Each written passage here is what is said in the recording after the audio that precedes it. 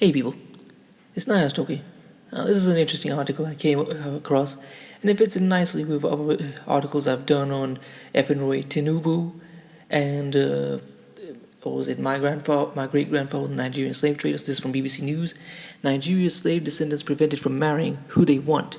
In a tragedy reminiscent of Romeo and Juliet, a couple in Nigeria killed themselves earlier this month after their parents had forbidden them from marrying because one of them was a descendant of slaves. They're saying we can't get married, all because of an ancient belief, the note they left behind said.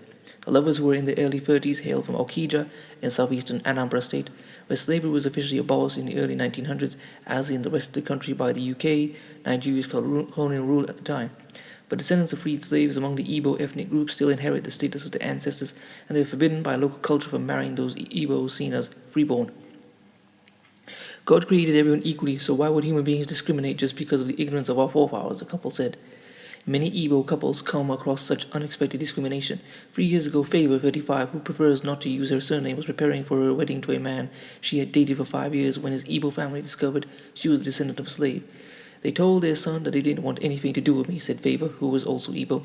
At first, her fiancé was defiant, but the pressure from his parents and siblings soon wore him down, and he ended their romance. I felt bad, I was so hurt, I was so pained, she said. Prosperous but inferior. Marriage is not the only barrier slave descendants face. They are also banned from traditional leadership positions in elite groups and often prevented from running for political office and representing their communities in parliament. However, they are not hindered from education or economic advancement. Their ostracism often pushes them to more quickly embrace the Christianity and formal education brought by missionaries at a time when our locals were still suspicious of the foreigners. Some slave descendants are today among the most prosperous in their communities, but no matter how much they achieve, they are still treated as inferior. In 2017, 44-year-old O.J. Maduagu founded the Initiative for the Eradication of Traditional and Cultural Stigmatization in Our Society, Ipataxios. For the past 3 years, she has been traveling across the 5 states of southeastern Nigeria, advocating equal rights for descendants of slaves. The kind of suffering that the black people are going through in America, the slave descendants here are also going through the same, she said. I just want to stop here. I think it's very interesting that some people might say this article was made on purpose for some reason to cause division, and that's very possible, but I still think it's worth talking about because there are a lot of issues within Africa that aren't talked about, and we should explore them. So anyway, let's keep going.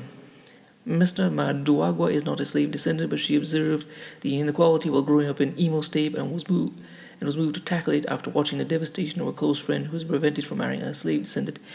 During her trips, Miss Maduagu meets separately traditional persons of influence and slave descendants, then mediates dialogue sessions between the two groups. Men sit down to make those rules. She said we can also sit down to remake the rules. Descendants of slaves among the Igbo fall into 2 main categories, the Ohu and the Osu. The Ohu's ancestors were owned by humans, while the Osus were owned by gods, people dedicated to community shrines. Osu is worse than slavery, said Ugu Nowakechi, a professor of African Studies at the University of California, Berkeley, who thinks the Osu were wrongly classified as slaves by the missionaries. Slaves could transcend slavery and become slave masters themselves, but the Osus for generations unborn could never transcend that. Discrimination against the Osu does tend to be worse. While the Ohu are marginalized as outsiders with no known place of origin or ageless ties to the lands where their ancestors were brought as slaves, breaking taboos about relations with the Osu is accompanied not just by fear of social stigma, but of punishment by the gods who supposedly own them. Fayo's fiancé was told by his father that his life would be cut short if he married her an Osu. They instilled fear in him, she said. He asked me if I wanted him to die.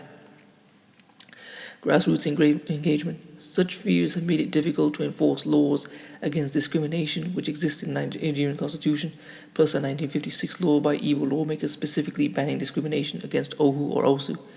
Legal prescriptions are not enough to abolish certain primordial customs, said Anthony Obina, a Catholic archbishop in Imo State who advocates for an end to discrimination.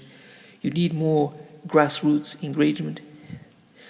In her advocacy, Miss Maduagu educates people on the various ways in traditional guidelines on relating with the Osu be breached without the gods wreaking any havoc.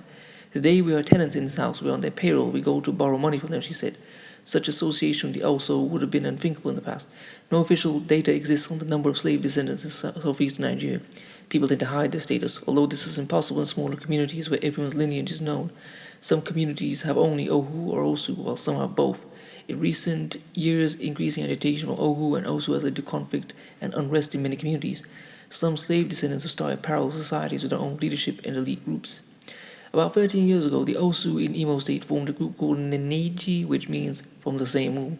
Among the benefits that the Neniji offers its thousands of members is arranging marriages between their adult children in different parts of the world, saving them the potential heartbreak of relationships with freeborn.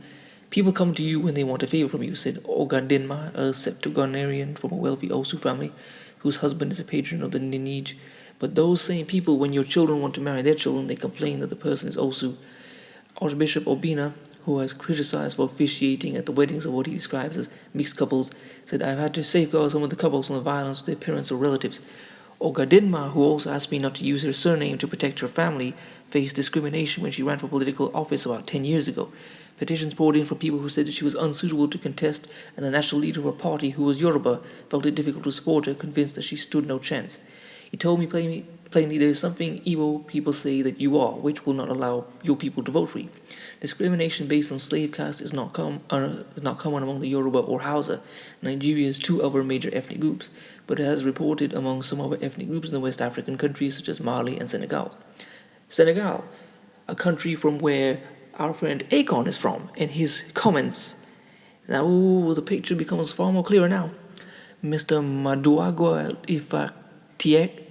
if Taxios Group now has 4 staff and about a dozen volunteers. The work has been slow and hard, but a handful of traditional rulers have embarked on the process of abolishing the inequality in their communities. She says she was initially shocked by the attacks on social media from people opposing her activism. I had to join a lot of Igbo groups to spread the message, and a lot of them insulted me and told me the tradition will remain. Nollywood factor. Such attitudes, even among the educated and enlightened, are perpetuated by African literature, such as late Nigerian writer Chinua Achebe, Things Fall Apart. Ogadinma believes he was a person dedicated to a god, a thing set apart, a taboo forever, and his children after him. Achebe, who was Igbo, wrote of the Osu in his 1958 classic. He could neither marry nor be married by the freeborn. An Osu could not attend an assembly of the freeborn, and they in turn could not shelter under his roof. When he died, he was buried by his kind in the evil forest. Ogadinma worries that Nigerian students around the world who read the novel as part of their curriculum subconsciously adopt traditional beliefs about the Osu.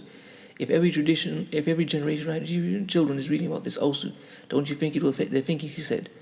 Nollywood also plays a part, according to Aloysius Agbo, an Anglican bishop in Enugu State who advocates for an end to discrimination. Nigerian films have dedicated TV channels, including the wildly popular Africa Magic. Beliefs that we already accepted as superstition now coming back as real truths because we watch on Africa Magic, says Bishop Agbo. They do it to showcase their culture, but they're not conscious of the impact on society. But with the recent Black Lives Matter protests around the world, Ms. Maduagwa hopes that more Igbo people will be inspired to change their attitudes. If more people will reflect that the agonizing journey of the Black Americans began here, the BLM protests will affect our world positively, Ms. Maduagwa said. Africans need to look inwardly to see what is happening in their homeland. Adabui Trisha Nawabani is a journalist and novelist based in Abuja. Well, I hope you found this interesting. Please comment, rate, and subscribe. Peace.